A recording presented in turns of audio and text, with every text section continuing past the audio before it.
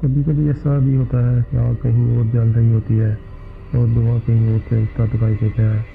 میں آپ کو آج جس کیس کی روداد سنانے جا رہا ہوں، اس میں بھی کچھ ایسا ہی معاملہ تھا۔ ان دنوں میں ضلع گوجرانوالہ کے تھانہ صدر میں تعینات تھا۔ وہ موسم سرما کے دن سے جنوری کا مہینہ دبے قدموں اپنی منزل کی جانب رواں تھا۔ اس کے ختم ہونے میں چند روز باقی تھے۔ وہ غالباً 20 جنوری کی تاریخ تھی۔ میں حسب معمول اپنے کمرے میں بیٹھا تھانے داری کر رہا تھا کہ شمشاد علی ASI اور ایک کانسٹیبل ارشاد حسین مجھ سے ملنے کے لیے آئے۔ میں نے انہیں فوراً اپنے پاس بلا لیا۔ وہ دونوں گوجرانوالہ کی تحصیل وزیرآباد سے آئے تھے۔ رسمی لیکس کے بعد میں نے نعمت کی اگر جو واحد معلوم کی تو ASI شمشاد علی نے بتایا، ملک صاحب یہ گمشدگی کا معاملہ ہے جناب۔ کس کی گمشدگی؟ میں نے سوالیہ نظروں سے اس کی طرف دیکھا۔ بندے کا نام سلیم ہے سرکار، وہ وضاحت کرتے ہوئے بولا۔ سلیم 15 جنوری سے غائب ہے، آج 20 جنوری ہے۔ میں سوچ میں ڈوبے ہوئے لہجے میں بولا، اس کا مطلب یہ ہوا کہ سلیم پچھلے 5 دن سے لاپتہ ہے۔ میں نے لمحاتی توقف کر کے ایک گہری سانس لی، پھر اضافہ کرتے ہوئے کہا، لیکن آپ لوگ وزیرآباد سے سلیم کی تلاش میں یہاں آئے، جس سے ظاہر ہوتا ہے کہ گم شدہ بندے کا تعلق وزیرآباد سے ہے۔ میرے تھانے سے اس کی تلاش یا گم شدگی کا کیا واسطہ؟ بہت گہرا واسطہ ہے ملک صاحب، شمشاد علی نے اس بات میں سر ہلاتے ہوئے کہا۔ یہ ٹھیک ہے کہ سلیم وزیرآباد کی محلے نظام پورہ کا رہنے والا ہے اور وزیرآباد کے متعلقہ تھانے میں اس کی گم شدگی کی رپورٹ 19 جنوری کو لکھوائی گئی تھی۔ مگر ہماری تحقیق اور تفتیش کے مطابق سلیم آپ کے علاقے سے غائب ہوا ہے، لہٰذا ہمیں آپ کی خدمت میں حاضر ہونا پڑا ہے۔ وزیرآباد کا رہائشی میرے علاقے سے غائب ہوا ہے؟ میں نے ایک لفظ پر زور دیتے ہوئے کہا۔ یہ بات میری سمجھ میں نہیں آئی۔ بات دراصل یہ ہے جناب، ASI مجھے معاملے کی حقیقت سے تفصیلاً آگاہ کرتے ہوئے بولا، سلیم وزیرآباد کا رہائشی ضرور ہے، مگر وہ یہاں گوجرانوالہ کے انڈسٹریل ایریا میں واقع ایک ٹیکسٹائل ملز میں کام کرتا ہے۔ وہ ہفتہ وار چھٹی پر ہی اپنے اہل خانہ سے ملنے وزیرآباد جایا کرتا تھا، ہفتے کے باقی وہ ادھر ہی رہتا تھا۔ اس نے محلہ شریف پورہ کے ایک گھر میں رہائش اختیار کر رکھی تھی۔ 15 جنوری کو اسے وزیرآباد جانا تھا۔ جب وہ گھر نہیں پہنچا، اس کے اہل خانہ کو تشویش ہوئی کیونکہ اگلے روز یعنی چھٹی کے دن اس کی منگنی تایا زاد زرینہ سے ہونے والی تھی۔ سلیم کی عدم دستیابی کے باعث گھر میں افراتفری پھیل گئی۔ چھٹی کا دن جیسے تیسے اس کے انتظار میں گزرا۔ اگلے روز یعنی 17 جنوری کو سلیم کے گھر والوں نے گوجرانوالہ آ کر فیکٹری سے اس کے بارے میں معلومات حاصل کرنے کی کوشش کی۔ پتہ چلا کہ وہ 14 جنوری کی دوپہر ہی کو اس فیکٹری سے روانہ ہو گیا تھا۔ اس صورتحال نے سلیم کے گھر والوں کی پریشانی کو بڑھا دیا تھا۔ جب وہ 14 جنوری کو روز جمعہ فیکٹری سے روانہ ہوا تھا تو پھر وہ اپنے گھر وزیرآباد کیوں نہیں پہنچا؟ فیکٹری والے اس حوالے سے کچھ بھی بتانے سے قاصر تھے۔ جب سلیم کے غصہ کی عقل جواب دے گئی تو کسی کے مشورے پر انہوں نے خود 19 جنوری کو وزیرآباد کے تھانے میں گمشدگی کی رپورٹ درج کروا دی اور آج ہم تفصیل کے لیے وزیرآباد سے یہاں آئے ہیں۔ آپ لوگوں نے یہاں پہنچ کر کسی قسم کی کوئی کارروائی تو نہیں کی؟ ASI کے خاموش ہونے پر میں نے استفسار کیا۔ جناب ہم تو سیدھے اپنے پاس حاضر ہوئے ہیں، شمشاد علی بڑے فرمانبرداری سے بولا۔ یہ علاقہ آپ کے تھانے کی حدود میں آتا ہے، ہم آپ کے علم میں لائے بغیر کوئی کارروائی کس طرح کر سکتے ہیں؟ یہ جس دور کا واقعہ ہے، اس زمانے میں تھانوں اور نفری کی تعداد بہت کم ہوا کرتی تھی۔ گوجرانوالہ کا سلطی علاقہ میرے ہی تھانے کی حدود میں آتا تھا۔ یہ آپ نے بہت اچھا کیا کہ سیدھے میرے پاس چلے آئے۔ میں نے ستائشی نظر سے باری باری شمشاد علی اور شاہد حسین کی طرف دیکھا۔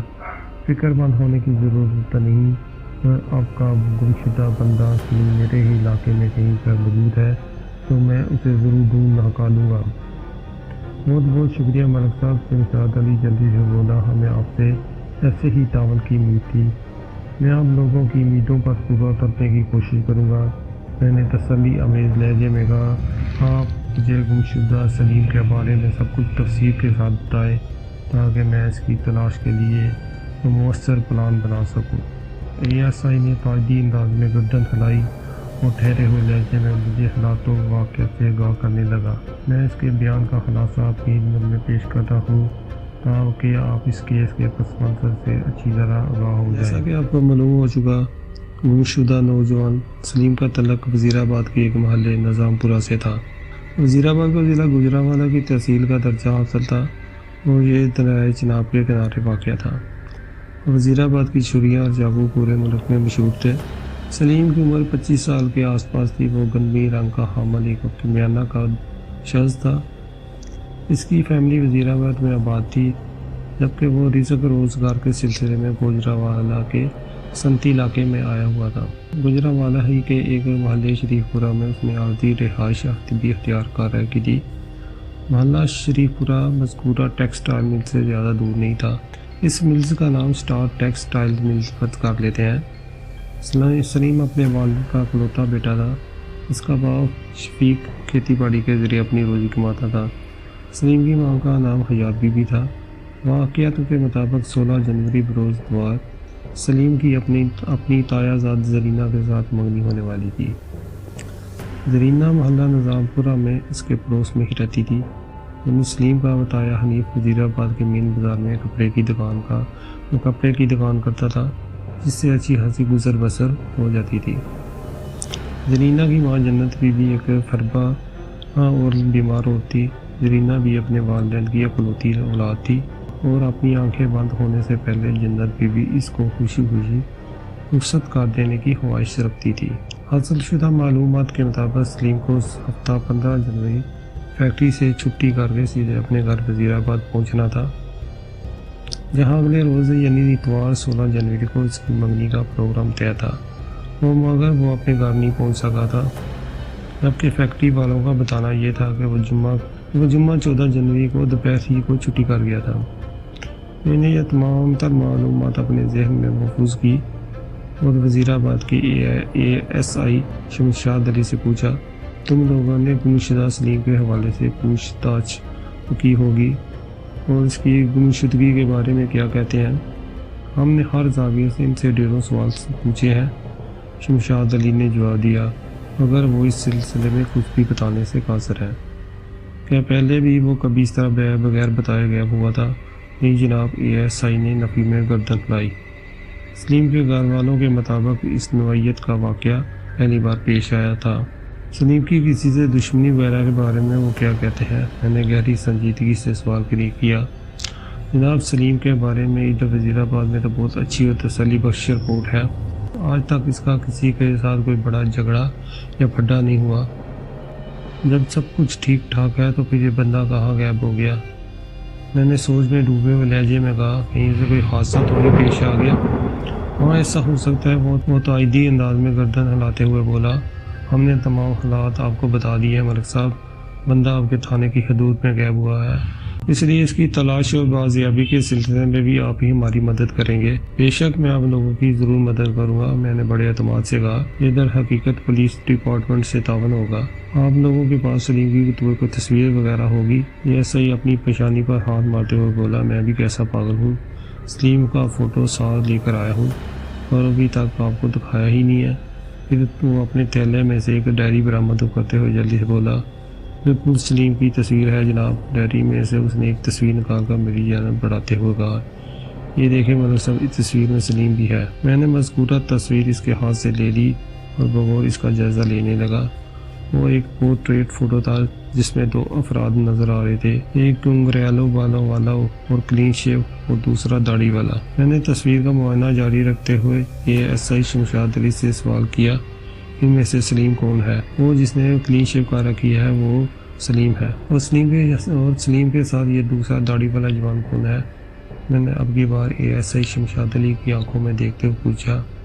یہ سلیم کا کوئی دوست ہے، اس نے بتایا، ادھر گوجرانوالہ ہی میں رہتا ہے۔ اس کا نام سلیم کے گھر والوں کو بھی پتہ نہیں، اس کے نام کا سلیم کے گھر والوں کو بھی پتہ نہیں۔ کوئی بات نہیں، میں خود ہی پتہ لگا لوں گا کہ یہ بندہ کون ہے اور سلیم کے ساتھ اس کی کس قسم کی دوستی ہے۔ پھر میں نے شمشاد علی سے وہ کہا کہ مجھے 1-2 دن تفتیش کے لیے دے دیں، اللہ نے چاہا تو میں سلیم کا سراغ لگانے میں کامیاب ہو جاؤں گا۔ اللہ آپ کی زبان مبارک کرے ملک صاحب، شمشاد علی نے گہری سنجیدگی سے کہا۔ سلیم کے گھر والے بھی گمشدگی سے ساتھ پریشان ہیں۔ یہ تو بات ہی پریشانی کی ہے شمشاد علی، میں نے گمبھیر انداز میں کہا، اگر کسی کی بکری گم ہو جائے تو وہ بھی پریشان ہو جاتا ہے، یہ تو پھر ایک جیتا جاگتا انسان ہے جس کی منگنی ہونے والی ہے۔ ہمارے لیے کیا حکم ہے ملک صاحب؟ شمشاد علی نے پوچھا۔ اگر آپ ضرور مسوخ کریں، ہم میں سے کوئی ایک آپ کے پاس رک جاتا ہے۔ اس کی ضرورت نہیں ہے شمشاد علی، میں نے ٹھوس لہجے میں کہا، تم 2 دن بعد میرے پاس آ جانا، اللہ نے چاہا تو میں تمہیں کوئی خوشخبری ہی سناؤں گا۔ انشاءاللہ جی، انشاءاللہ۔ وہ اٹھ کر کھڑے ہوتے ہوئے بولا، چلے ٹھیک ہے جی۔ میں نے باری باری ان دونوں سے ہاتھ ملایا۔ وڈائچ صاحب کو آپ میرا سلام کہنا۔ اچھا جی، ضرور کہوں گا، سو سینے پر ہاتھ رکھتے ہوئے بولا۔ سفیان وڈائچ اس تھانے کا انچارج تھا جہاں سے ASI شمشاد علی اور کانسٹیبل ارشاد حسین آئے تھے۔ انہیں رخصت کرنے کے بعد میں گمشدہ سلیم کے بارے میں سوچنے لگا۔